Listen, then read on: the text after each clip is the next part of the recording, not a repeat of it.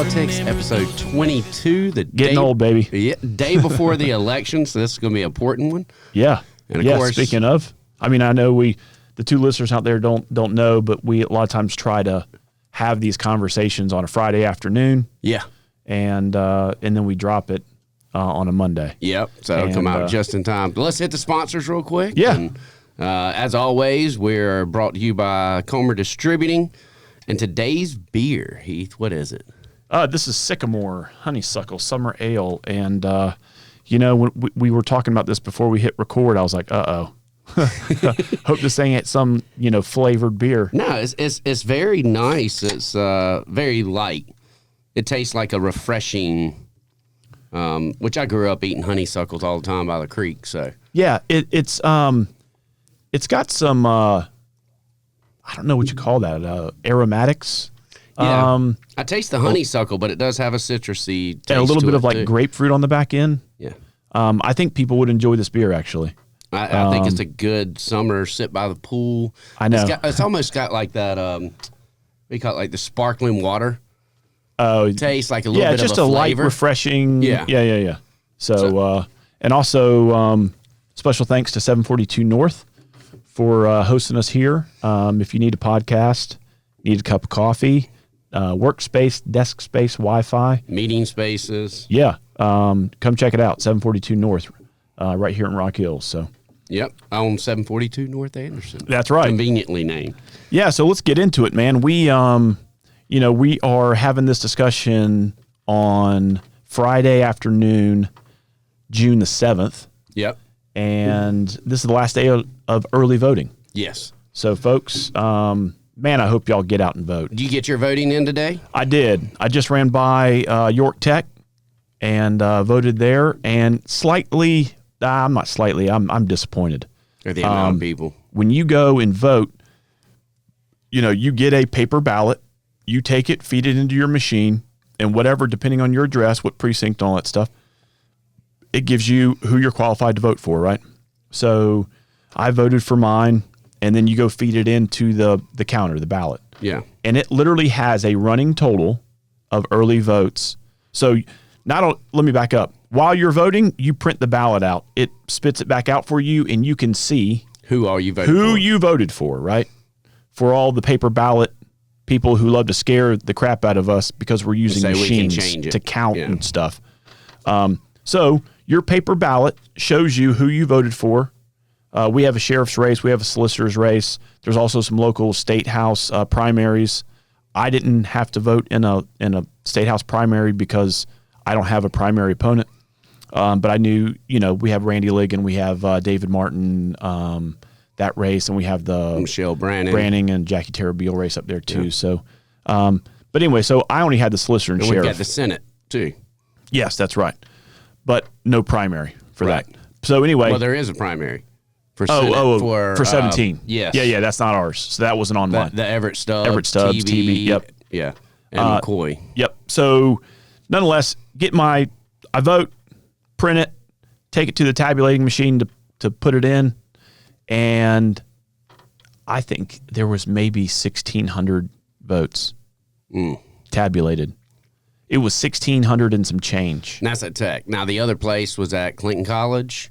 Yeah, Clinton College. And I think those were the two, in the Rock Hill area. There was one in York and one in Fort Mill. Yeah.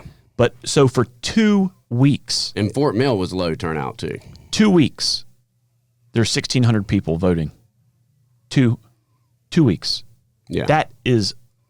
That's abysmal. And we have the high school graduations going on today, so a lot of people will be going out of town afterwards. Yeah, correct. Fort Mill was out last week.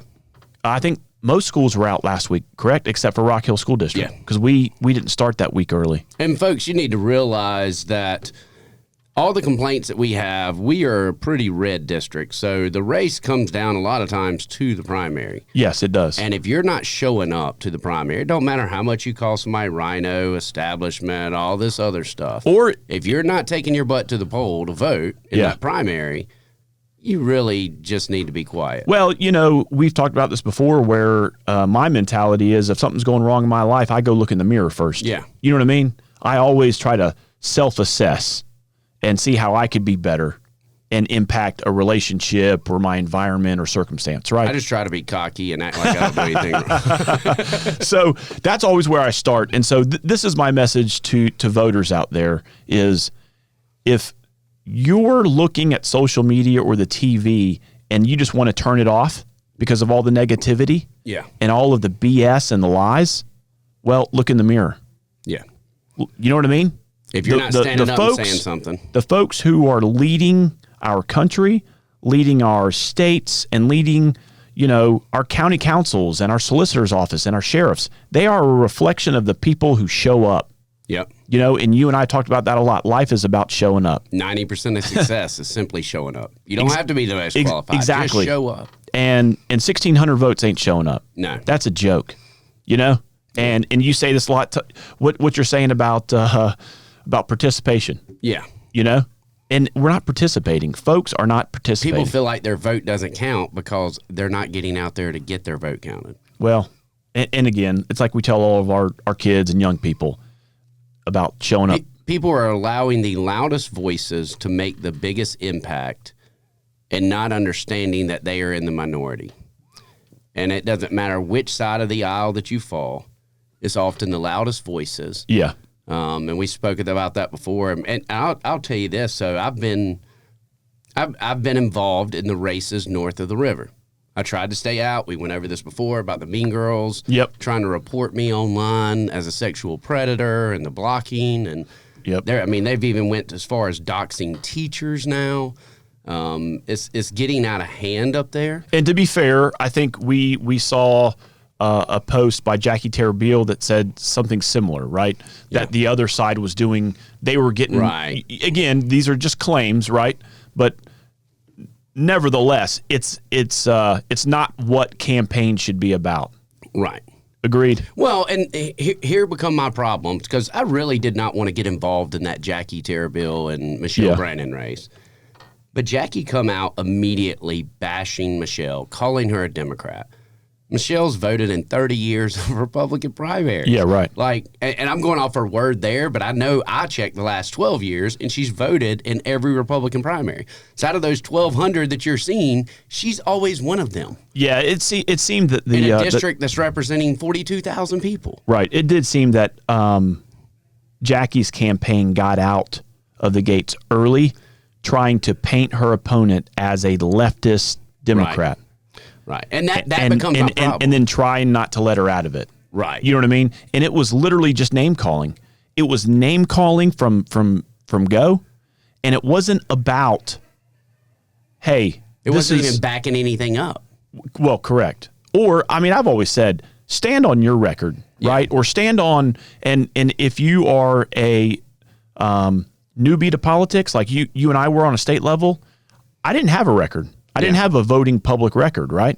And so if you do not have a public voting record or a public persona, if you've never run for politics before, guess what you're going to be judged on?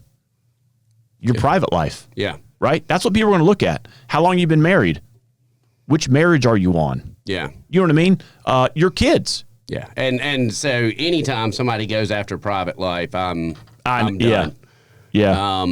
I am just frustrated. That is a number one turnoff for me. Yeah. If you start to try to point out that somebody's made a mistake, like with their, if it's a marriage or if it's, anything to do with kids, I don't care. If you put somebody's kid in it, because the kids and the spouses did not choose to run. Yeah. And it's called private life for a reason. Mm-hmm. But it goes back to my preacher always saying, sweep under your own rug first. Yeah. So whenever she come out bashing like that, it was very disappointing because I felt like Jackie could have won that race just based on endorsements and just being the polite Jackie that I've always seen. Yeah. Yes, that's right. Doing the things that you need to do as a candidate to get your message across. Right. And then what your vision for being a state representative is going to be. Right. And but what we found was some tweets come out of Jackie being pro-abortion and also praising Cuomo on the lockdowns in New York in 2020. So, that becomes a problem, and now it makes sense because you were trying to brand your opponent as the Democrat, because you were worried that you being a former Democrat is going to come out. And bottom line is, I'm just happy that she has seen the truth. So she posted, it took her 2 days, but I actually liked the way that she handled it, coming back with a video. And she basically said, look, I had this road to Damascus moment. And I think everyone during the COVID lockdowns started looking and paying attention more. Yeah. And then that's whenever I got involved. And I think, in my opinion, that's what should have just come out first. And you would have disarmed your opponent, but you didn't have to go and bash your opponent the way that you're doing. Yeah, I'm frustrated by both of those races. Yeah. Ends and the Branning Terabile race and the Martin Ends race, just because of what you see. Now, again, this is what we see on social media, right? So take it with it's the candidates posting it. Well, the candidates saying it. But it's just, I haven't seen a lot of promotion or advocacy of your positions. Yeah. I've seen a lot of critical claims or I think Ends did really well with her video. She's gotten great at speaking. She had a video that's picked up. Oh, on she was walking around Kingsley. Yeah. And hey, I think I called you about that. I'm like, hey, she must be getting coached or something. Or just maybe developing, right? Yeah. Like she's getting outside of her bubble and not just listening. And she did good, except for it's the rhetoric. Well, so, and it wasn't as much on that one. It's the next video that comes out. And it starts spewing the lies and twisting the truth. And it's talking about how but let's calling us the bluest red state once again. She knows it's a lie. Even Josiah Magnuson has come out and said, well, that was prior to this group. Yep. And again, the PSA for our 2 listeners, the Freedom Caucus has 16 members, give or take. Yeah. Just depending. It was 21. And now it's down to 16. Yep. And so there's about 71, 72 Republicans, House Republicans. Yeah, out of 88. Yeah. 88 minus 16. My brain's not doing math this early. All right. And then there's like 36 Democrats. Nothing gets done in that House without the Republican caucus. Right. Okay. Period. End of story. This fabrication that I see in social media, in the ether, that the reason why something got done was because of the Freedom Caucus or their members is laughable. Yeah. It's laughable. And it's just not serious. So, well, the problem is sometimes there are good points, but you've cried wolf so many times that people just quit listening. Yeah. Yep. And whenever you come out with all the bashing and it's gotten to the point where our governor is fed up. Oh, I saw our governor unprecedentedly come out against 3 Freedom Caucus members that are incumbents. And the governor doesn't usually get involved. No. But even he's seeing what a shit show this is. Well, and I also think that the latest charade they pulled with objecting to bringing the health care agency consolidation bill, that probably pushed him. Well, and it pushed a lot of us reasonable folks over the edge because we literally were like, what? Between that and making the South Carolina citizens think that illegals are voting. Yeah. So again... I mean, and that was like within a week time span. So try dealing with it for a year and a half. And again, you got to wonder the strategy here, right? Is it to get people elected on a national level? Yeah. And that's where I think it's coming from. And I'm going to go back to the Jackie race because we're going to touch on the Ends Martin race a little bit later. Yep. But in the Jackie Terabile and the Michelle Brannon race, after that video of the road to Damascus moment, like you'll notice my social media calmed down. I wasn't hitting, but if you come on my page trying to spread lies, I'm going to blast it, but I'm not going to your page. So let that calm down for a few days. And I was just going to be like, okay, let's just let the chips fall where they may. Yeah. Like maybe she's learned her lesson. Well, she posted something that had blatant lies on it, talking about the budget, trying to make it seem like Republican caucus members voted against funding law enforcement. Yes. We voted against creating a new fund to fund local law enforcement, which is currently funded by local government. Yep. The state does not. Therefore, that is growing government. Yeah, correct. And we voted against which is not a conservative principle. Correct. Well, and let's also give the 2 listeners a little bit of context. So the past 2 years, so in 2023 and this year in 2024, I know we haven't finalized the budget, but the House has passed H2. Yeah. So in the past 2 budgets, we have increased pay.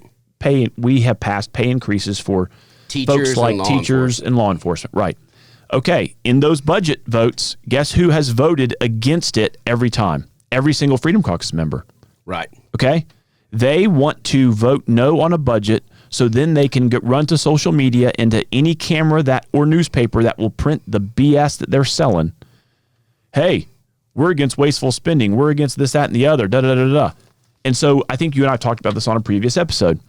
If you want to run around and advertise that you voted against the budget, then you're going to own it, right? Yeah. Because the budget is encompasses everything. It is the ugly stepchild, right? It's not going to be perfect. It just isn't, right? I wish that we could cut some of the spending out, right? That I don't find, say, essential.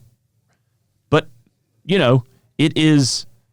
Well, let's explain the budget, the way the budget process works to the listeners, just to simplify it. And this is the Guffey version of how a budget works, okay? So the governor talks to the agencies, all the bureaucratic agencies put in their request for what they need. The governor looks at it. The governor looks at his agenda and says, these are my requests. Or these are my priorities. These are my priorities. Let's fund them. So if you remember this year, the governor had pay raises for teachers, but he went from 5 categories down to 2. The teachers really were like, hey, this is going to hurt so many people. So whenever we addressed it, once that happens, we address H1 in the House. All right. And what Guffey's talking about is there is an executive budget. Yes. Right. And that gets beautifully bound up and passed out to every single member of the General Assembly. Correct. Okay. So we look at that to measure the priorities of the executive branch. And Ways and Means, whenever they're creating their budget for H1, they're taking that into account and putting things in there because the governor can just veto the budget. Yep. And then also what's going on off camera a lot of times is our Ways and Means is, I believe, 25 members. They're meeting constantly. And they are broken up into, I want to say like 8 or so subcommittees. And it's, it's divided up into like economic development's one, transportation's another, constitutional laws, I think, is one. So it's broken up into, and we try to group all of the spending and break it down, compartmentalize it, so to speak. So those 3 to 4 members of a subcommittee can then hear from all the folks who are looking for investment from our budget. Right, and make sure that it's justified. Yep, so there's an education subcommittee. Correct. So all the colleges and higher ed, all that kind of stuff, it all funnels out of that subcommittee. That subcommittee chair then, presents it to the Ways and Means. You know what I mean? And that's how a budget gets built. So once we get the executive budget, H1 comes through, we're listening to those requests, and we're taking the best educated guess on what the taxes are that are going to come in. Now, it is important to understand that South Carolina has to have a balanced budget. Unlike D.C. Unlike D.C., we do not print money. So we can only spend the money that comes in. Whenever we are making H1, we are trying to make sure all these agencies are getting their request and that as we are predicting that the money is going to be there. So to keep the numbers small and simple, let's say H1 is $300 million total requested. We're projecting that we're going to get at least $300 million whenever we pass H1. Yep, and for the 2 listeners out there, those projections, we have some smart people in the Board of Economic Advisors, and they are helping assist in giving us forecasting tax revenues that fund the budget. Correct. So then H1, we pass it.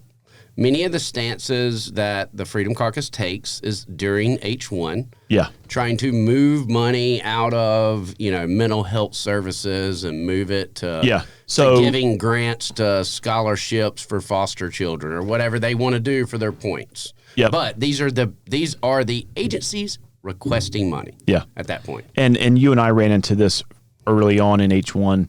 I think we started looking at budget items that funded, say, the Arts Commission and things of that nature. Another one was funding the Department of Disabilities and Special Needs. And the Freedom Caucus members threw some amendments on there to defund Department of Special Needs. And also the arts and a lot of other things. I think they wanted to take out some money for like mental health, and that got you jacked. They wanted to take out money for disabilities and special needs. For me, that got me jacked. than the arts thing too. And then what they will do is they will take something that probably could have been better spent money, and I think it was gummy bear art that Representative Pace brought that's up. what they tried to spin They it as. will sell it as, we wanted to defund this line in the budget because it funds gummy bear art. But actually, when I dug down into it, it was actually summer camp arts programs and challenge. You know what I mean? Like it was summer camp stuff that had an art component to it that you could go get at Boyd Hill Rec Center or whatever. Now let's clarify. Just because they chose to remove money from special needs and mental health and arts does not mean that they were saving the taxpayer a penny. Because, once again, we have to operate on a balanced budget. So the only thing that you can do is move money around. Now, granted, tax credits were in there for our tax cuts that were part of that budget. Mm-hmm. Because we have to have a balanced budget, we don't just lower the budget, we give you the credits within the money that we collect and send it back out to you. So then once H1 gets passed, it goes to the Senate. Yeah. Now, the Senate is the first to put in their appropriations. Yeah. Because they get one bite at the apple. They now have a better understanding and an accurate number of what the budget's going to be. So as I said, to keep it simple, if the budget was $300 million, the Senate gets it and says, well, you know what? We were predicting we were going to get $600 million, but we're only getting $500 million. So what happens is every senator then begins to fight each other for that remaining $200 million to ensure that they are bringing it back to their district and their taxpayers to go to. Yep. Now, and that money could be brought back for infrastructure projects. Like we did $20 million for Blue Granite Water System. Yep. Ray Felder did $25 million for Fort Mill. There's for the city. new government center. Yep, that's right. Winthrop, let's say, got some money to I think for some redevelopment of old buildings and that type of stuff. York Tech got some money for the Baxter Hood Center and all those types of expanding programs. You know? Right. So again, I mean, when we talk about bringing money back to the district, it's not to make it rain, right? It's finding projects that are the viable. most important things in your district? Correct. In Lake Wiley, I mean, we're going to have this big problem with the amount of water coming out of the Catawba. Well, we might need to have to put some money to try and deepen Lake Wiley or to make it to where it's holding more water, you know? But it's all those little things. So after they put in their appropriations, it comes back to us. We look at it and say, you know what? This senator's asking for way too much money or they're getting more than their fair share. Yeah. So if you broke it down, we got 124 members in the House, and we broke it down evenly and just said, always said that, every member should get, say, $1 million. Right. The problem is once we get to the House and we've requested our $1 million for H2, and, we're putting in things for roads, bridges, infrastructure, the BMX, police, whatever, our fire trucks that need money. Yeah. We put that in. Well, what happens, let's say Gilda Cobb Hunter, who's Democrat in Orangeburg, she requested $500,000 for some, something that we completely disagree with. We wouldn't want that money. But bottom line is her taxpayers have that That's decision. their priority. They're trying to get their money back. The way the Freedom Caucus tries to stand it is say, we're not funding this, so we're going to vote against everything in the budget. Yeah. Instead of saying, we're going to bring back what we want to our district to fix our roads, to fund our teachers, to, whatever that you are trying to do within your district. Well, and so to sort of close the loop, when we talk about campaigns north of the river, that's why I will say, and we call balls and strikes. Yeah. I thought the end's ad of her walking around Kingsley was probably her best ad. But she wasn't talking like a Freedom Caucus member. That is correct. She was going against everything the Freedom Caucus stands for. She was speaking reasonably. Yeah. And to priorities that district. Need. Yes, that is right. So she was actually. But by joining the Freedom Caucus, she will do just the opposite. That is correct. And she has to know that there's no way she's voting for a budget. If she's successful next, thinking that she's ignorant. She is not. She's deceitful. No. What I'm saying is, if she's successful next week, she already knows that she's joining that group, and she is voting no on any budget. Yeah, she just is. So That's why, while it was her best ad, I thought it's disingenuous. It's just not. It's not truly reflective of how she's going to vote.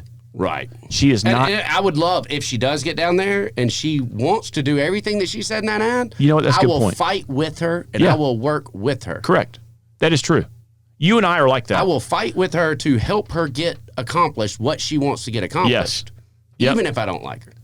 No. Personalities aside. I mean, and again, to say not liking, I don't like her. I don't like what I have seen. Clearly, but I mean, I've got personal. Oh, I know you there. do. I know you do. There was too many rumors, too many lies. Well, and I can't deal with it. It's like that.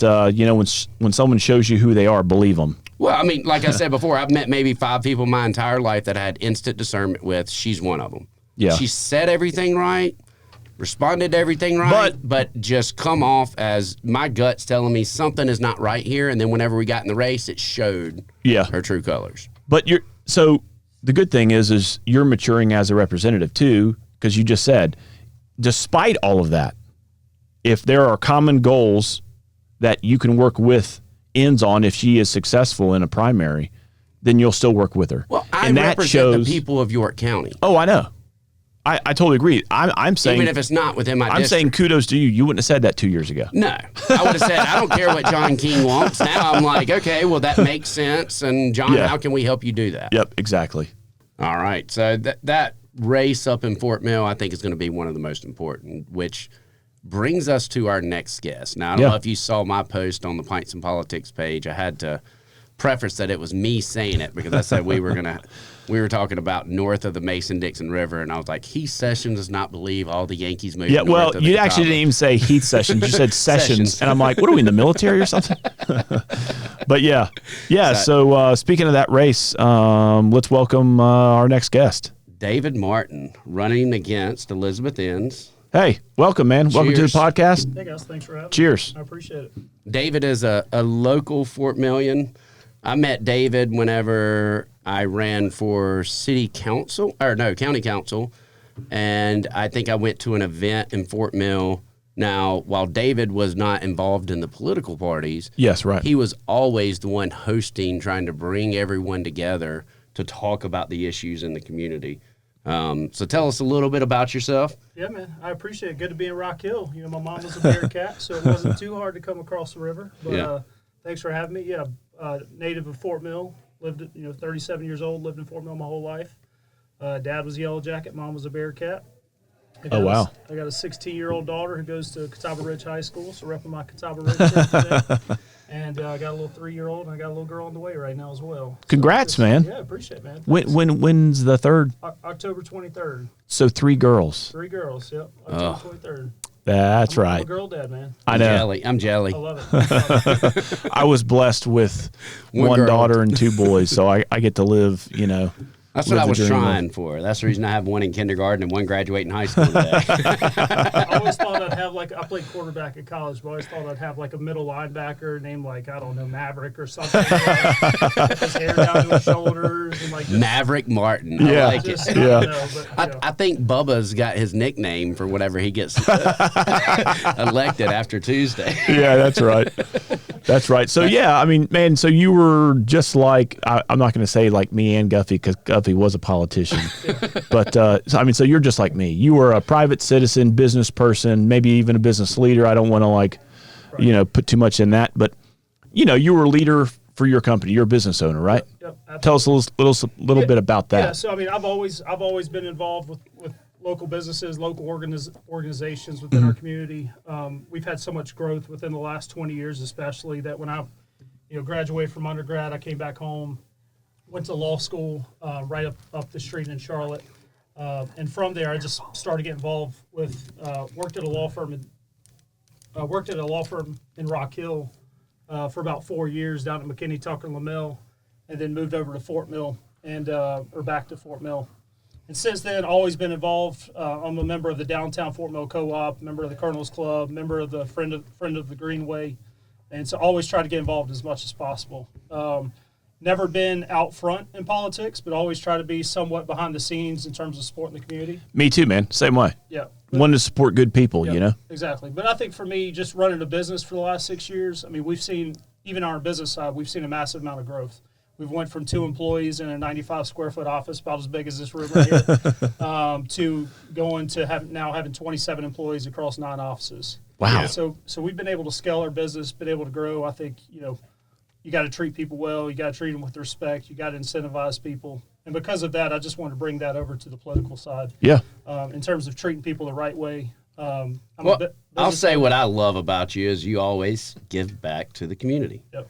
You can tell that your heart is in Fort Mill. And I'll even say that about somebody like Allison Love. Everyone, you know, might have their own feelings about it, but you can tell she loves the community, and she's always trying to do things within the community. I think that you do the same. And, you know, I'm one of the few people in Rock Hill that I never wanted to leave. Everyone else wanted to take off. They couldn't wait to get out of Rock Hill. I was like, you know what? I love Rock Hill. I'm not leaving. Right. When I had my oldest, I mean, there was no question I was coming back home. I mean, we had great schools in. We still have great schools now. Obviously, all my family, all my friends, my brothers is in Rock Hill, my sister's in York. Everybody's here. Yeah. So how do you feel whenever your opponent wants to badmouth the schools, claims that she's a teacher, but not in South Carolina? Right. And doesn't even send her kids to public school? Do you not take that like deep and personal? You know, I welcome everybody to come to Fort Mill if they want to, because it's a great city and a great town. But when people come in Fort Mill, not Rock Hill, y'all stay up there. when people come into Fort Mill and then suddenly try to change everything, which is the reason why they moved to Fort Mill, I take issue to that. Yeah. Because we have great schools. I mean, we have great schools. We've always had, in the past, affordable housing. We got to work on that in Fort Mill. But I definitely take offense to Elizabeth moving into our district, especially trashing our school system the way that she has, and completely wanting to change our entire public education system in Fort Mill. Yeah. I agree. You know, we all know the history. Elizabeth Enns ran against Guffey in the last go round 2022 in District 48. What's the number of the district over there?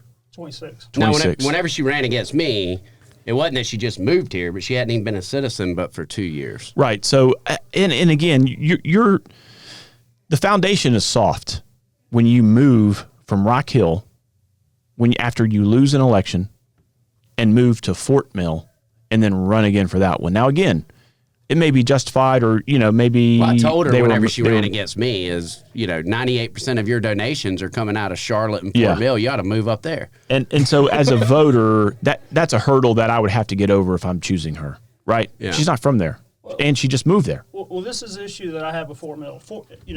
She you won in November of 22. She moves to Fort Mill April of 2023. Within 3 or 4 months, then announces she's running as our state representative in Fort Mill. The politics that she's bringing, the platform she's trying to bring to Fort Mill we're a drastically different community than Rock Hill. Again, I've lived within 15 minutes of here my entire life. Yes. Y'all have tons of land. Y'all can grow. We're landlocked. I think our schools are one of the best school systems in the state. If not, I think the numbers prove it out. Yes. Number one. And so when she comes in and talks about our public education system, I know some of y'all may disagree with me on the voucher program, but as a representative of 29715, I'm not supporting the school voucher program. But that makes sense for you, right? Correct. Because the public schools are the best, correct? Right. A lot of times the school choice effort is because of the kids who are in the struggling schools, right? And y'all don't have those up there, right? I mean, I said it. So you reflect that district. Agreed. Well, I said at Whitaker's a couple of weeks ago, had some sushi. I've seen you up there before. Yeah. And I sat there and I met 3 people at the bar. One was from Texas, one was from Northeast somewhere, and then somebody was down from Florida. And I asked all 3 of them, what brought y'all to Fort Mill? All 3 of them said it's our school district. Absolutely. Our school system. Yep. And so for me, when somebody wants to come in and change that and attack our school board like Elizabeth and her group has, it's offensive to somebody that's lived there for my entire life and has worked and given back so much to our public school system. Yeah. No, that's a good point. I mean, but and that's why what we do is great, because Guffey and I represent Rock Hill. We have opportunities to get better in public education, right? The numbers don't support before I got what your schools are the best. Yeah. I mean, the numbers prove it out. The teachers want to go there. I still think Clover's better, but we'll take this outside. Listen, this ain't my personal feelings. This is the data.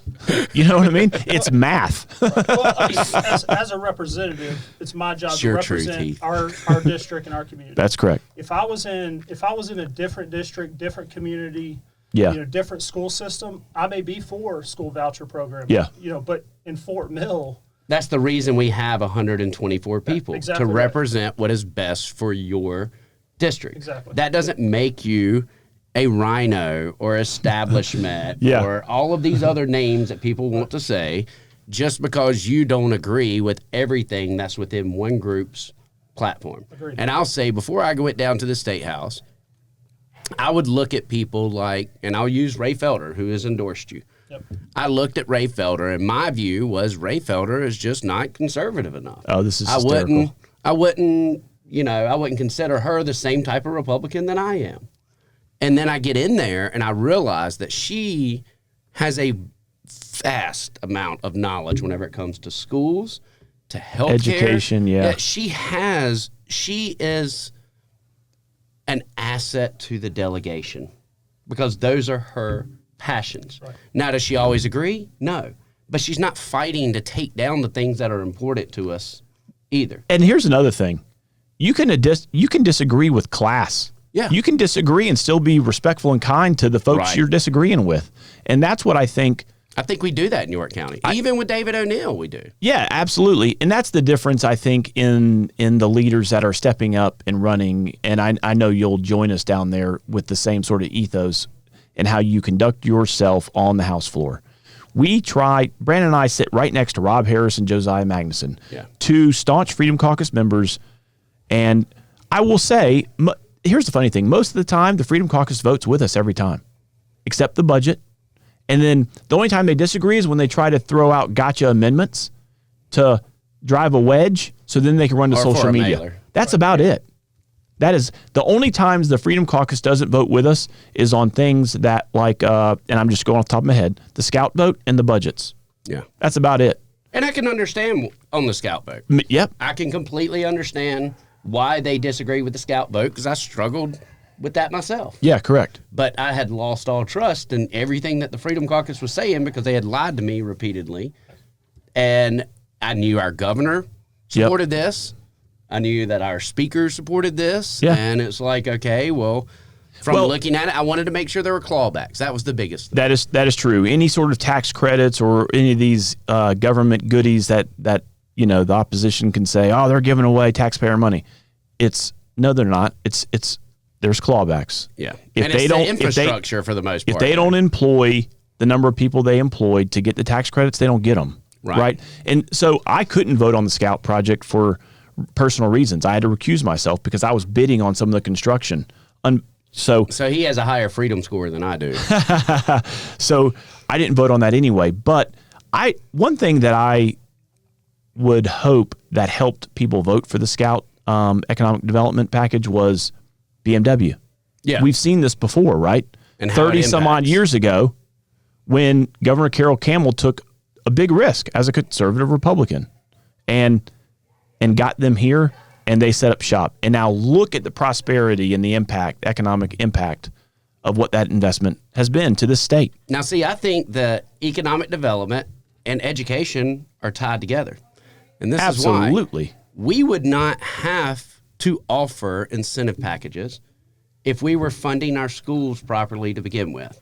And everyone's going to say, well, what does that mean? Well, if we hadn't passed Act 388 and taxed our businesses so much to where we cannot compete, put the burden of schools on businesses, we wouldn't have to offer incentive packages to bring businesses here to begin with.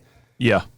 But the narrative is going to be, as soon as you say, let's repeal Act 388 so we can fund these schools properly, they're going to say, well, you're just wanting to raise all of our taxes. Right. Because individuals do not pay school taxes unless they vote for a bond. Well, now we're seeing you have to continue to vote for these bonds because we're not funding schools. Right. And we've got to get back to repealing Act 388, and it's going to take people with guts that can stand there and just say, you know what, I don't care what this D.C. money, which you're facing right now, that's coming out against you. Yep. They're trying to say that you're handpicked by the Republican caucus, which is complete bosh to begin with. Yeah. But in the meantime, they've got a libertarian group, was a Young Americans for Liberty and AFLA out of Texas. I cannot. They're paying door knockers. They literally say they are libertarian, and they're out paying door knockers and phone calls and canvassing and sending out mailers against you. Then you've got the D.C. money because our congressman has endorsed Elizabeth Enns, Jackie Tarabil, and now, just today or yesterday, he decided to endorse that Elias guy down in Randy Liggins' district. Yeah. And it's all about the Freedom Caucus. And it's very disappointing whenever you see somebody put a caucus over the interests of the people. Right. Yeah, that is disappointing. But also, and we can talk about that in a later segment, let's wrap this back up as far as education and economic development, too, is when you have an educated workforce, right? If you have the labor, guess what? Businesses want to set up shop here, too. They want to be here. Right? And so that's why good schools are so essential to a community. And in order to do that, we need energy, too. Right. Well, in Fort Mill, I mean, you look at all the businesses that have been, all the businesses on Main Street 20 years ago, all of those buildings were shut down. I mean, there were carpet stores, Dave's Comics, the knife shop was on the corner. And like a wig shop. You know, when your Main Street is hosting a wig shop, you're in decline, bro. but since then, I mean, all the growth, all the development, all the business opportunities that we have all been brought to Fort Mill because of our school district. Everybody wants to come here because of our Fort Mill public schools. There's more than one way to skin a cat. That's right. And that's one way to drive people to your area, for 100%. Sure.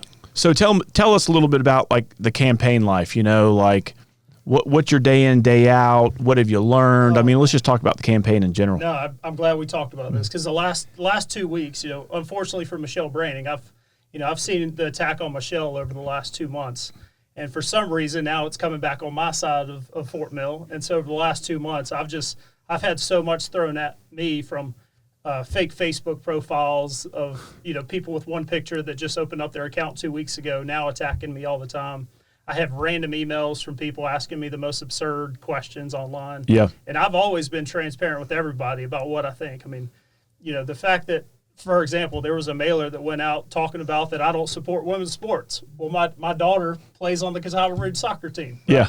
It says that I support pornography in our public school system while I have a daughter in our public school and while my opponent's kids don't even go to our public schools. Yeah. And so it's just ludicrous to me the amount of lies that are being told. You know, talking about an attack on our public schools, Elizabeth, you know, she got absolutely blasted on this a week ago, but she made a post talking about this rock that had some language written on the side of it. And without knowing the facts, she went on there and made a post and said, well, this rock is in our Fort Mill public schools, and I demand that y'all contact the school board. And let me pause you for a second. You don't say she's disingenuous. Hey, for the two listeners out there, what David Martin is describing here is there was a rock that was painted, and it said something along it was the Palestinian Israel conflict, Hamas, whatever. That's right. And she made a post about it. She claimed that it was at the school. That it was on school district property or something. This was on school district property, demanded that her supporters call the school board and to tell them to remove this. Well, the issue was Elizabeth didn't even know where that rock was. It's a half mile from my house. Everybody passes it every day. It's not on school property whatsoever. So I went out there instead of complaining, bitching about it on, sorry if I can't say No. Complaining about it, you know, on Facebook and making up these allegations. I just went out there and fixed it. I grabbed some paint from Home Depot, went out there and painted it. And so it resolved the issue, but... With Hey Dudes on, by the way. I definitely had Hey Dudes. I got my Hey Dudes on today. I know you guys will like that. And so I think what I've seen is so much hatred, animosity, and divisiveness within the last 2 weeks for people that know nothing about me. Yeah. You know, you can read these flyers all day. I'm going around, I've knocked on probably 3,500 doors over the last few months, having conversations with people, letting them know this is who I am, this is what I stand for, ask me any question you want. Yeah. And every one of those people, I had somebody last week who was a staunch Elizabeth supporter and friend of hers. I knocked on his door, he came out, and I thought it was going to be a terrible conversation when he told me who it was. At the end, he said, you know what, I was completely wrong about you. And if the only person that wasn't wrong was Elizabeth, then I would 100% support you because everything that I've heard is a lie. And so that's all I want is a conversation, more transparency, and we need more of that in politics. And I think voters will gravitate to that. They'll hear that message that, you're reasonable, you're normal, you're pro Fort Mill, and that's what folks want. I don't want to be a politician. I stood at the York County Conservative Club. I stood at Loom, gave the speech, told the same thing at Carolina Orchards. Yeah. Never thought I'd be a politician. The fact that I even graduated Get in line, brother. In law school, is ridiculous. I know. But I just want to help our community. Yeah. Fort Mill's a great town, and we're going to lose what makes Fort Mill great if we keep having these radical groups come in here, making up lies and pushing their agenda over what's best for our community, in my mind. 100%. So I take it you're not joining the Freedom Caucus. I will not be joining the Freedom Caucus. I have made that abundantly clear. Yeah. It is, I think the first time I said something to Elizabeth during this race, the Palmetto Truth Project sent out a mailer, which you as a candidate are not allowed to discuss what comes out with a PAC like that. Yep. So, and they're not necessarily sending it out pro David Martin. They're sending it out anti-Elizabeth Inns. Right. And they sent it out and said that Elizabeth had pledged loyalty to a fringe group and then listed the Equal Protection Bill, which she said our heartbeat bill does not go far enough. Yeah. So 6 weeks is not far enough. She doesn't believe in exception for rape, incest, fetal anomaly, and life of the mother. Right. Like, these are things that she has said, but then tries to play dumb and say, oh, this is just lies. Yeah. I haven't pledged. I don't know what the fringe group that they speak of, knowing full well where it's coming from. Since 2022, all she said is, I'm supported by the Freedom Caucus. All of her mailers have at the bottom of it. Yes. Is it Freedom for Liberty or whatever, all these groups, I have no clue who they are, but we call them AstroTurf organizations. They're fake grassroots organizations that are created just during elections to do this. That's a great way to describe it. Yeah. And for me, people ask me a lot about those mailers. I'm like, guys, I don't know who this group is. First time in politics. I don't know how this works. But when you actually look at the bill that it references, it's 100% factual. Oh, 100%. Yeah, and this is what I think we've had this conversation about it. 100%. Right. Rob Harris led effort. Every Freedom Caucus member signed on to it. And I don't know about every, but a huge more. I signed on to it before I actually understood against where my it advice. was. Right. Yeah. And for to give you credit, you pulled your name off once you realized, oh, wait a minute.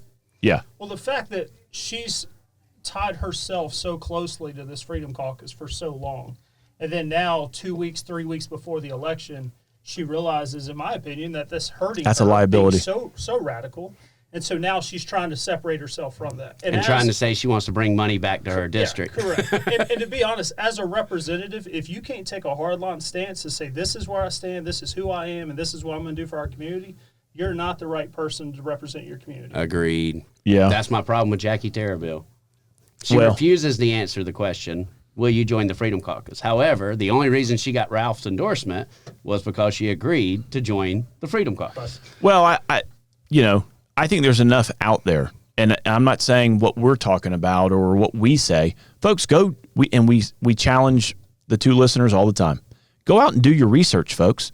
It's not that hard these days with social media and there's so much false information out there. Yeah, but all you got to do is look prior to when they filed, and you can find it. Right. There is multitudes of evidence that Jackie and Elizabeth, if successful next week, are joining the Freedom Caucus. Yeah. 100%.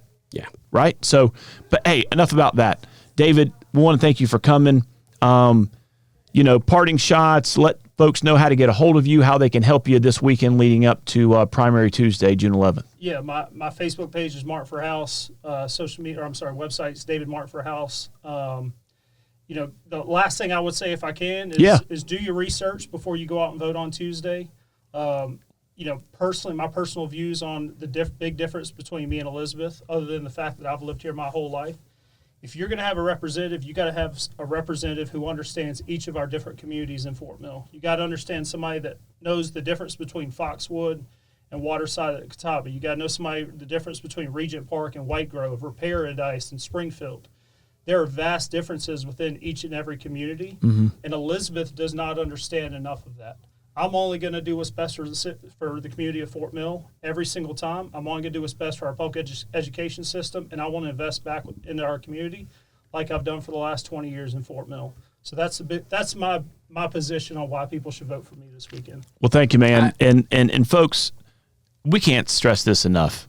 Get out and vote. Yes. Get out and vote, folks. Don't forget, set an alarm. 2,500 people or 3,000 people per district should not be of 42,000 people should not be deciding who's our voice down in Columbia. Yeah. It shouldn't be. We need to get those numbers up. And folks, we have early voting for the last 2 weeks. I'm disappointed in those numbers, but hopefully y'all are all saving the gas money to go out on Tuesday, because we need y'all to get out and vote for the folks who represent these communities. Yeah, and I'm going to say this too, because I have a pretty strong following in Fort Mill. Even though I like to joke around, and people that are from here understand this. Fort Mill and Rock Hill's always fired shots across the bow. It's kind of like police and fire coming It's like at Clemson, each other. Carolina, bro. Yeah. So whenever I'm joking around, now some of the people that aren't from here, they're like, why are you such a asshole and saying this stuff? And it's like, man, anybody that's from here understands where I'm coming from. But I always joke around and say, well, man, y'all are crazy. Y'all do whatever you want to up in Fort Mill. What I will say is that if you are a follower of mine, I don't care if you do your research or not. I'm asking you to not only get out and vote for Martin and Branning in these two House races to keep the Freedom Caucus cancer from spreading in South Carolina right now. And I don't have a problem with all Freedom Caucus, but South Carolina Freedom Caucus is a cancer. Get out and vote and show your support for me. Don't just go and vote, but bring neighbors and make sure that they know to vote Martin and Branning. Appreciate that. Yep. All right. Well, thank you, man. Hey, what'd you think about the beer? It was wonderful. Yeah, it was light. I'm a light beer kind of guy too. Yeah. I can't do the heavy IPAs. No. This is a nice summer beer. That's what we said. Sitting around a pool. Yeah. Yep. Exactly. So I don't know if Dave, did we tell him, do you realize that you are the second guest that we've had? We went from the speaker, Merle Smith, to... Well, we also had Senator Clymer. Yeah, but he was all part of the Merle Smith. Yep, so our first scheduled guest was Merle Smith. You are our second guest, and that's how strongly we feel about this Fort Mill race. Yeah, for sure, for sure. Completely honored. No way I could follow Merle Smith, but I'm just glad I could be on here, and I appreciate both of y'all. Yeah, it's best not to follow him, or else you're just called establishment. Yeah. Well, and lastly, want to say, thanks for having the courage to step up and put your name on the line. Yes. You know what I mean? Yeah. Win, lose, or draw. Thank you. I know you put a lot of work into that campaign, and wish you all the luck next week. Appreciate it. Thanks, Steve. Right. Thanks, Brian. Thank you. Hi, brother. All right. So having David Martin on. That was fun, man. Yeah. I actually like having guests. Yeah, me too. And it's good to hear from someone north of the river, because he does bring the perspective of someone who represents Fort Mill, right? Right. I mean, while we're Football City, USA, they're like tennis USA. Well, I was shocked. I didn't know. I knew he was a quarterback at Fort Mill. I didn't know that he went to college. And played at Coastal. Yeah, and had a opportunity to play at USC and all that. So I mean, walk on or whatever. Yeah, and it's always good. I mean, USC doesn't state that he was great or anything, but I mean, he had the opportunity. Premier institution of higher learning in South Carolina. But it was just good to hear. It was refreshing to hear. We were there 2 years ago. Yeah, you know what I mean. Just knocking doors, hitting the pavement. I see a lot hitting every community function, and just getting yourself out there. I see a lot of myself in David. Someone asked me to describe him one time, and I was like, "Well, he's younger, smarter, has the same tenacity as I do."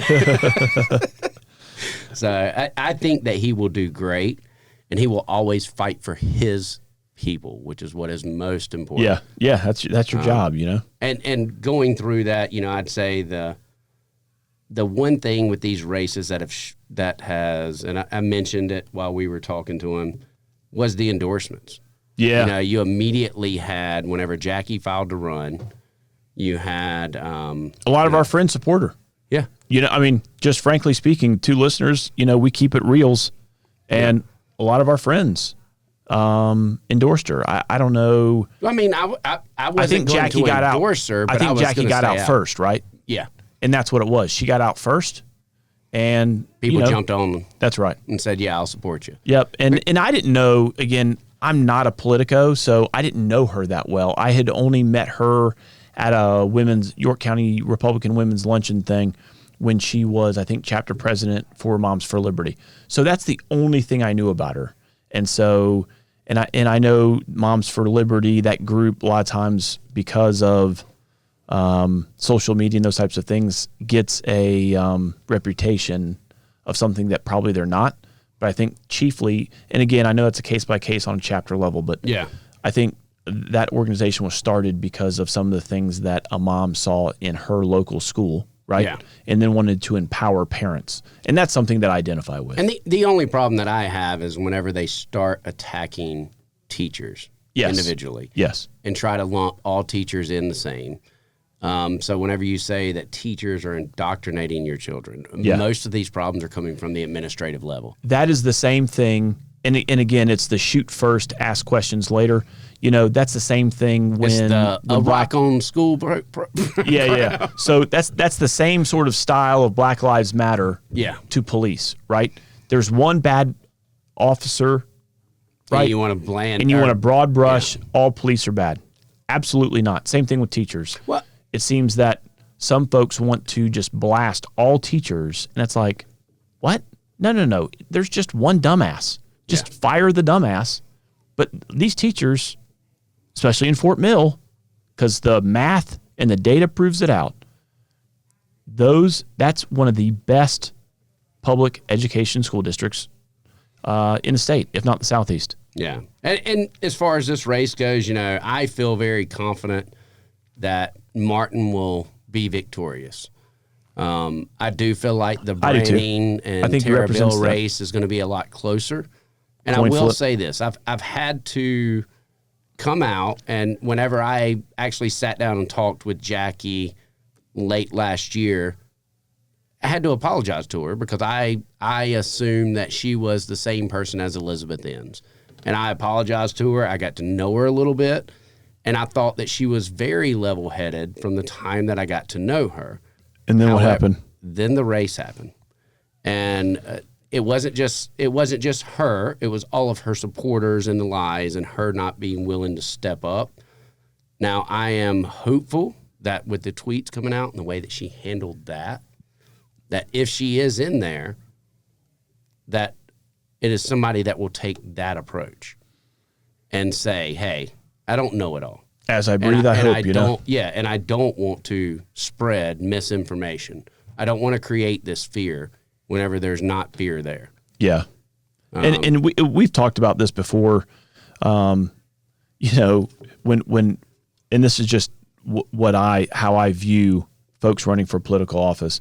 When folks are coming from a message of hate or fear, I'm running.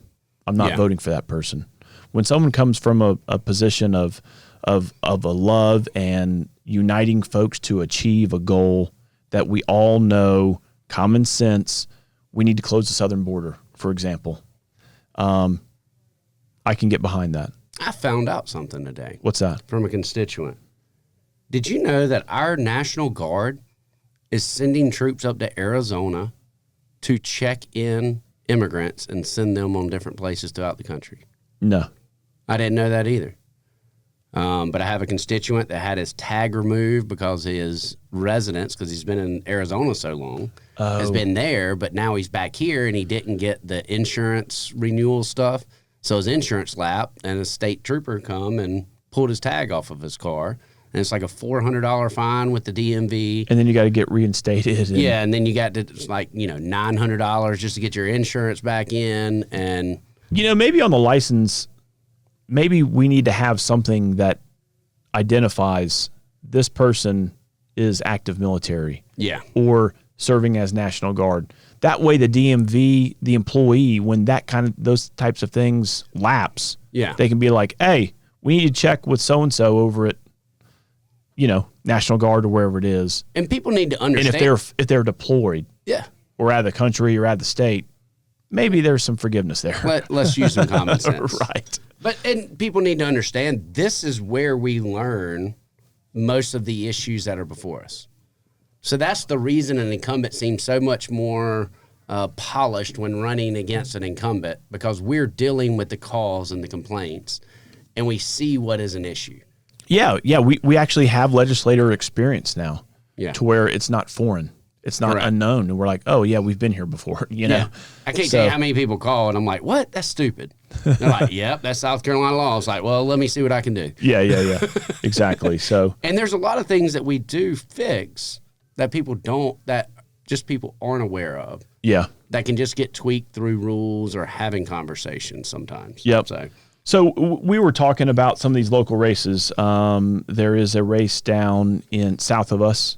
Our colleague Randy Liggins running for re-election. Yes. He's got an opponent down there. Elias. Izarakawi. I just call him Izzy. All right, Elias. He was a page last year. Yep. So we got that race. Before he had to go serve the 14 days for the January 6th stuff. Oh, that's right. Okay. What did he even do? I guess he just ran around the halls. I guess he entered the Capitol, but he come back and basically said, I was misled by Trump and all this other stuff to kind of get his sentence down to 14 days. Okay. And now he's come back out and basically saying Trump was right. I'm the one who stood up. I'm the one who went into the Capitol. Like, it's a complete 180. And the problem that I have in that race is Donald Trump. Me and Randy Liggins are the only two York County representatives that Donald Trump endorsed. Yeah, that's right. And for all of these MAGA people that wants to take... Wait a minute. He endorsed Tommy Pope. Did he? Yeah. Okay. Well, I got to give him that. Maybe that's the play then. Yep. I haven't been giving Tommy any credit. I didn't know he endorsed Tommy. Yeah. Because I thought Tommy just stayed out of the race. I actually thought I was the only one he didn't endorse. No. Oh, wow. No. Okay. He only supported people that got on the Trump team. Oh, okay. And he would, now granted, he would have endorsed David O'Neill had David O'Neill ran again. Yeah. So I don't want to take that away, but I keep using that as kind of like a... So because I didn't get a Trump endorsement, does that mean I'm not a Republican? I mean, depends on who you talk to. Hey, for the two listeners, y'all know I supported Nikki Haley. Yeah. And I supported DeSantis from the beginning, so I got the DeSantis endorsement and Trump's endorsement. Yeah, it just so happened my candidate beat your candidate for second. Yeah. Second place is first loser, right? But, Ricky Bobby. But so whenever that happened, we assume that Randy is good. And Elias is running because the Freedom Caucus recruited him to run to be their Freedom Caucus candidate. And it was, while we've seen our congressman get in and endorse Jackie, I understood that completely. Yeah. But after he gave me his word that he would never support Elizabeth Enns and went and endorsed Elizabeth Enns, that disappointed me thoroughly. Because I knew that was just based on the Freedom Caucus. Mm-hmm. But now it's confirmed since he come out and endorsed Randy Liggins' opponent, which I don't understand how you can be a MAGA Republican and just let that slide. Well, I mean, Ralph supported Nikki. They've been close. Yeah, but Ralph supports Trump now. Yes. Yeah, for sure. Well, he says, but he's going against Trump's endorsements within the state. Well, I think... all based on the Freedom Caucus, and that becomes my problem. Like, whenever you are putting the caucus above the interest of the citizens... Well, let's call it what it is. The Freedom Caucus is the Freedom Party. It should be. They are not the Republican Party. Right. They just aren't. Even their dark money coming from out of state. They are an independent third-party group. They need to register as such, in my personal belief. I would love it if Drew McKissick was one of our two listeners to actually consider that. And that's what they need to do. It's come to a point where, for me, the Republican brand is taking a hit by keeping them. And we've learned this over 2 years. We've experienced it. They're amateurs. They're clowns. They put out a bunch of misleading crap. Not to say that we don't personally like the members. We can sit there and talk to the members on the floor. They'll tell us one thing, and then they go out and have a press conference and then hit social media. Thing. That's something totally different, and it's disingenuous. It's not serious. These types of tactics would get you fired. Right. If the House of Reps was a business, all of those people would be fired. And they try to spin it to say that we tell our constituents that we're so conservative, and they're just trying to point out how we're not really conservative. Man, listen, I don't even want to go on the ideological spectrum. I just want to say that we want to be effective. We want to represent our people. We want to deliver results. We want to create a better environment for business. We want to lower taxes. We want to create the best education system that we can, like all of those things. And I want limited government. Yeah. I want to shrink government as much as possible. Yep. Joint and several liability. But I don't believe in blowing it all up. Here, let's segue over to this. Joint and several and tort reform is the latest parade that the Freedom Caucus has just recently tried to jump in front of. And we've been talking about it since episode 1. Correct. And there has been a group called the South Carolina Coalition for Lawsuit Reform. It led the effort on Senate Bill 533, which is dubbed the South Carolina Justice Act. They've been working for years on this issue, right? And now, because for whatever political purpose, these folks of the Freedom Caucus are now trying to jump in front of that parade and say, hey, this is an issue. This is number one priority for us. Da, da, da, da, da. And I'm like, for the uninformed, get informed, right? For our two listeners, you got to understand, ever since this became an issue a few years ago, there has been members of the General Assembly on the Senate and the House working with other folks who represent construction, trucking, restaurants, bars, all of these things to lead an effort to correct the mistake that was made in 2017. Yes.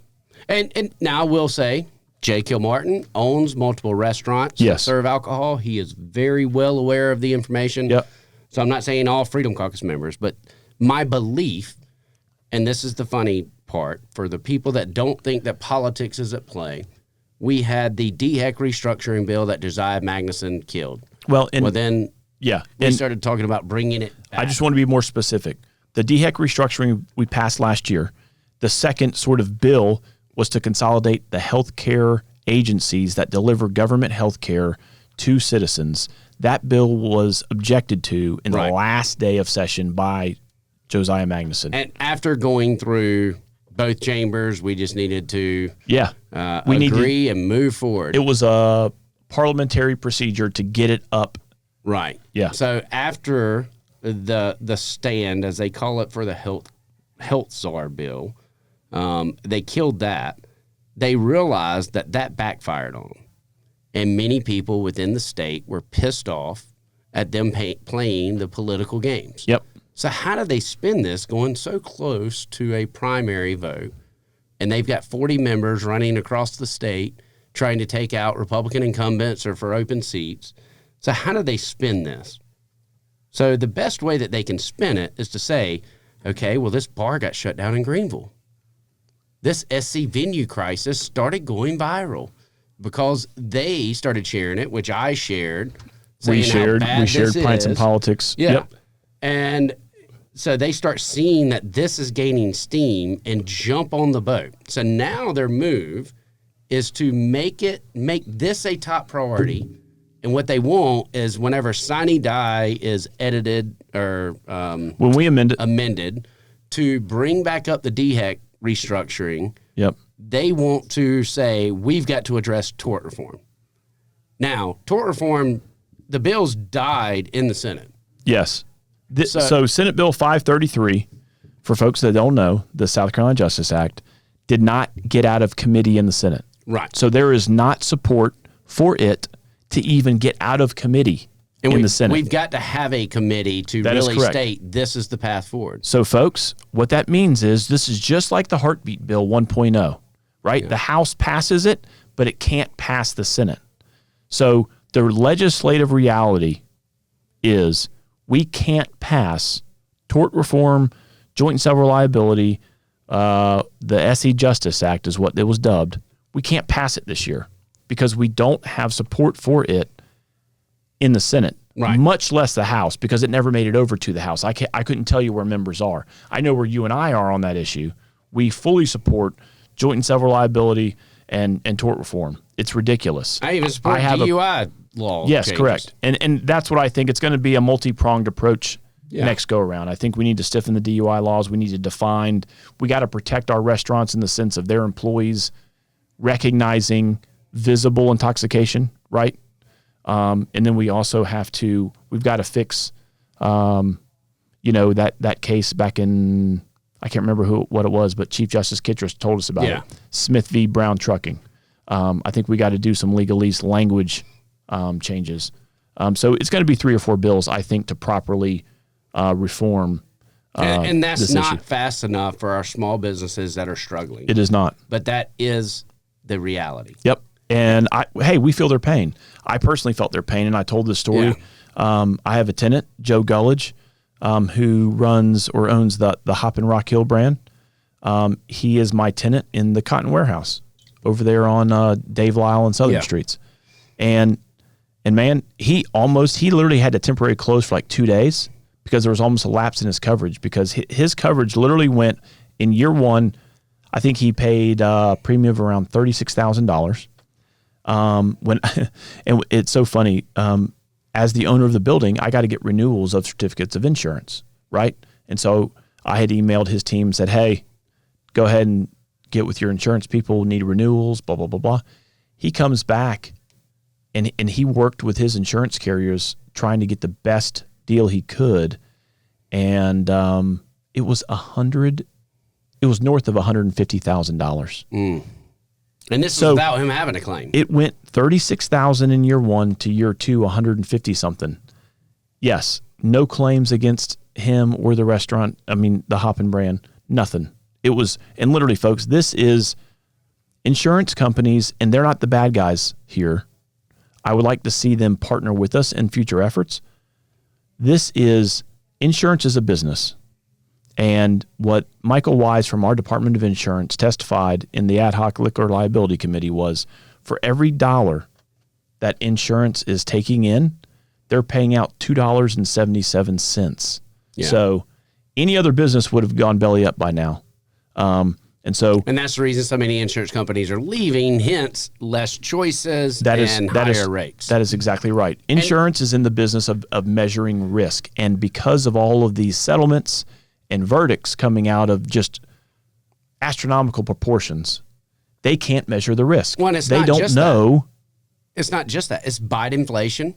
Yeah. It's COVID. So imagine whenever you get into a wreck and you've got to have your car replaced, your insurance company says, we're going to continue paying for this car. Well, now they're waiting 2 months for a part to come in. Yeah. From overseas, well, the insurance company's losing money hand over fist paying the rental car because it's part of their agreement and they're holding up. And they're just like, you know what? It's not worth it. Yeah. And we're a hurricane state. And what did we learn during that ad hoc committee, some of those meetings, was prior to the 2017 change, there was 42 or so insurance carriers. Now there's 3. Yeah. And so that's a supply and demand. That's a math issue. Yeah. And so, but walking it back to $500,000 minimum. I mean, I cut grass for a living at one point, and I had to carry $1 million minimum liability. Yeah. So carrying $1 million minimum liability is not the whole problem. It boils down to tort reform. Yeah. Yeah, that's right. Liability. And so, essentially. So all that to say, there's a lot of important issues out there, but, just jumping in front of a parade the way some folks do is frustrating for me. But this is, and granted, if I'm marching down the street and you want to jump in, be my guest. Yeah. But if you're doing it for political gain and trying to use the good people who are struggling. Yeah.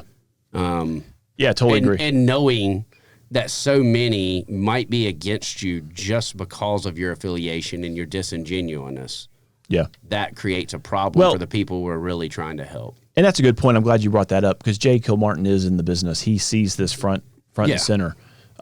He is someone that we probably need to reach out to. I've spoken with him. He'd be a great voice as we continue in this effort. So folks, here in York County and Rock Hill, we're going to be hosting a forum on this issue. It's going to be after Labor Day. Folks are disengaged right now. It's summertime.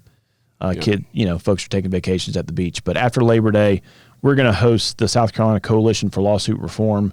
This has been a multi-year effort that they've been leading. I know there's a lot of other groups being formed, whether it's restaurant associations. I know Joe Gullidge of Hoppin has started or is serving on as vice chair of a board of a newly found organization called South Carolina Bar and Taverns, I believe. So we're going to welcome all folks who have a common interest to see what we can do with this issue. So I think there's a big push, and we seen this last summer whenever we went. Well, I went to a meeting, and then you ended up walking into a hearing. Yeah. I went to the wrong breakfast. But I went to a meeting from a guy that I went to high school with that is working with Tom Mulliken on trying to getting this and he's fixed. He's a part of leading this effort with the South Carolina Coalition for Lawsuit Reform. Yes. So it'd be nice if we can have him up here as well. That would be nice. He is a great advocate. He is scaling Mount Everest right now, from my understanding. You know, the more and more I learn about that guy, I'm like, what? Because, I mean, I hear that's his personality. That's what he does. Yeah. You know, just those types of thrill-seeking, base jumping, that kind of stuff. I'm like, what? I got 3 kids, bro. I can't do that. I'm down. I'm down. I'm not hiking Mount Everest. Like, I have no desire to do that. But folks, so back to a couple local races. We had the sheriff's race. Got 5. And I think from our podcast interviews that we shared, to me, it looks like Breeden and Clevenger are leading. If you're measuring from shares and comments, they got the most out far. there. I know that Bumperati was proposing his people to come out and vote for Belk. And from what John King said to me in the elevator, his people are pushing Tolson. So it's a toss-up. I can't call that one. Yeah. If you were to say what 2 are going to make the runoff, I couldn't tell you. I would because guess certain folks, Breeden and Clevenger right now. Both, I can see where folks have their strengths in certain areas. Yeah. So, I mean, that's the great thing about York is York County. I mean, from Fort Mill, Tegakay, Rock Hill is your urban centers.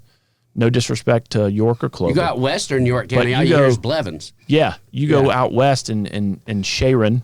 It's not Sharon, folks. It's Sharon. Just ask them. Hickory Grove. And up towards Cherokee Line and the Broad River. I mean, it's just, it's a diverse county. And then we've got... for solicitor. Yeah, for solicitor, we got Kevin Brackett and... Tyler Bratton. Yep. Bratton's part of the Brattonsville family. I really didn't speak to him a whole lot to get to know him, just because while I've disagreed with Kevin Brackett on the handling of certain things, such as the Moreno case. It was that. Yeah, I mean, that's the primary issue that I had. I'm not going to agree with everyone on everything, but I will tell you that without Kevin Brackett, we would have not got fentanyl trafficking passed. Yeah, and so let's. We did. I know we're running out of time here, but folks, let's tell you a quick story. So Brandon and I were going into our freshman years, and my 2 priorities were CON reform or repeal and fentanyl trafficking with mandatory minimums, right? Mine was Gavin's law. And I know you had Gavin's law too, right? Yeah. And so in trying to educate ourselves, listening to Judiciary Subcommittee and then full committee, they gutted the mandatory minimums. Yeah. And it was based off of bad information by some testimony. And as much as I tried, I could not convince them to put it back in. So made a call to Kevin Brackett and said, hey, man, you need to get down to Columbia. I'll muscle up and Guffey, we're going to run around the floor, try to garner some people, and we're going to jump into a conference room. And we probably had about, 20? Yeah, I'd say about 20 people. And let Kevin Brackett really go through in detail why we needed the mandatory minimums as part of the fentanyl trafficking. And I'm not going to give all the credit to one person because it was a group effort, but that I think really helped. His office. Yes. I think that just really helped lend some credibility to the mandatory minimums aspect of that bill. And it carried further than that. I mean, it carried further than that because whenever we went to the floor, he gave us a history of all fentanyl busts and what the weight of fentanyl was because the argument became weight. And we literally, I mean, this was one of the things we talked about on episode 1. I literally called up Marina and Kevin and I said, listen, the weight thing is the issue. And they went through all of their files and got all the research. And you and I went around passed out pages and passed out all the. And dragging people back to the 2 years worth of busts to show them the weight, how many pills and all those types of things. So because we're running out of time, all I will say is that Tyler Bratton, I see him every year at Come See Me, great guy. But Kevin Brackett, for me, is the experienced leader that we need at the solicitor's office. I mean, we need people to put criminals behind bars. Yeah. And that comes, we need the experience that Kevin Brackett offers, hands down. So we have those 2 countywide races, solicitor and sheriff. We've got up in District 2, we've got Allison Love, Andy Litton. And there's another gentleman. I was listening to that. Yeah, I listened to the debate last night. His name is slipping. That was at Oak Ridge Elementary? Yeah. Jason Mentler. Okay. Yeah, veteran. Yeah. He's the vet. Yep. And I thought that debate went good. I thought all candidates did well. Yeah, absolutely. So that's is there any other county council races? I think that's it, right? I think that's the only primary. I don't know if they've got any that's general true. That's or true. not. So that's a county race. Yeah. And then on statewide House of Reps primaries. Yes. We've talked about at length. We've got Randy Ligon running for re-election against Elias. I don't know. I can't say the name. Yeah, I don't want to butcher it. Yeah. We also have the Senate race. We also have the Senate race, District 17. Yeah, with Everett Stubbs, TB and McCoy. And then also north of the river. North of the river, we got Michelle Branning versus Jackie Tarabill, and we've got David Martin versus Elizabeth Inns. Yep. And that's it, isn't it? For primaries. I think that is. I don't vote early. I'm old school. I want to show up on the day. Hey, you know what? We should vote early. I am too. But when my wife schedules a beach vacation, I ain't got no choice. So thankfully, we have early voting for folks who are going on vacation during primary week. I am going on vacation this week. You can early vote. Yeah. So you're coming back Tuesday? I'm coming back on Monday. But I'm going down to Carolina Country Music Fest, taking Cohen for his that's right. You and I are both going. Yeah. So I'll be out down there Saturday. Yep. I tell you what, though, to all the music festival organizers out there, what the hell are you thinking putting a headliner to start at 10 p.m.? 10 p.m., folks. Morgan Wallen and Carrie Underwood on Saturday and Sunday nights, respectively, are starting the show at 10 p.m. I mean, it's Dirty Myrtle. Oh, is the man. Rainbow Court still open?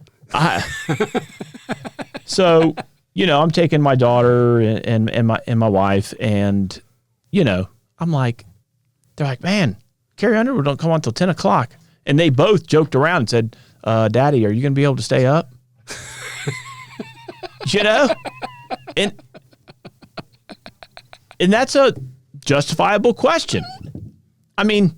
The running joke in my house is if you start a movie at 9 o'clock, I'll be asleep by 9:15. Yeah. I mean, sorry, I'm old. I don't get to sleep till about 2 every night. So. Oh, no way, man. But so anyway, looking forward to that. That's going to be fun. Yeah, I think that'll be fun. And I've just been traveling so much, and we'll talk about it on the next episode. But I went to CrimeCon last week. That was excellent. So we'll talk about that. I'd never heard of that before. It was huge. And then when you talked about it, I actually started seeing social media posts from CrimeCon, which I'd never seen before. And I'm like, damn AI. They hear us talking. Meta's AI is actually listening to you now, full time. But, hey, 80th anniversary of D-Day. Yes. Man, I tell you, that's something else, man. D-Day was one of those, and I've had a few friends that went and participated in the D-Day jump, flew over there. Yeah. And participated with veterans. And it's hard to think about. Yeah. No one in this generation knows that type of sacrifice. No, and here's another thing too. I follow a guy up in Canada who I think is going to be challenging Trudeau for prime minister. And when I looked on his Twitter page last night, actually, there was a video that he posted about the Canadian efforts of D-Day. You know, as Americans, we think it's an American thing. And it wasn't. It was an Allied invasion. I mean, there were several countries that represented that effort. And maybe not even frontline soldiers, but in raw material supplies, you know, those types of things. Yeah. And it really made me like, the magnitude of D-Day didn't hit me until I realized, you know, that's not an American thing. That's an Allied thing. That's a good and evil thing. Yeah. You know? The axis of good and evil. So, I don't know. I tell you, hats off to all those old school veterans out there. I know we say it, you know, with platitudes a lot of times, but really. And these were 18 to 20-year-old kids. Yeah. I mean, much respect and gratitude for those heroes. I've got an 18-year-old. Yeah. And while I would like to say he would be willing to be one of these people, I look at, you know, the kids that are always at the house, and I don't see that courage. You're right. However, a lot of the guys that I didn't think that I would see courage during 9/11, because we were at that 18 to 21 years of age, I seen a lot of those men step up, and they are. But how many times in your life, and I'm asking this because I've asked myself this, and how many times in your life have you been challenged by something that you thought you weren't prepared for, right? God or life has thrown things at Every time. Where it buckled your knees. Yes. And before you went through it, you said, there's no way I can survive that. There's no way I can do this. You know what I mean? And you're still here, right?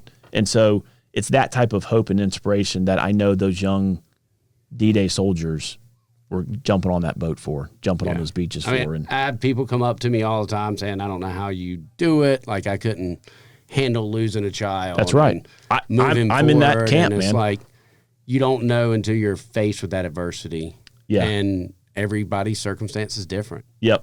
So thanks for all of our military active and also for those families who are dealing with losing a family member in military service. So let's not forget those folks. But yeah, and a parting thought is, you know, on a personal level too, you know, you always are told, man, God doesn't give you more than you can handle.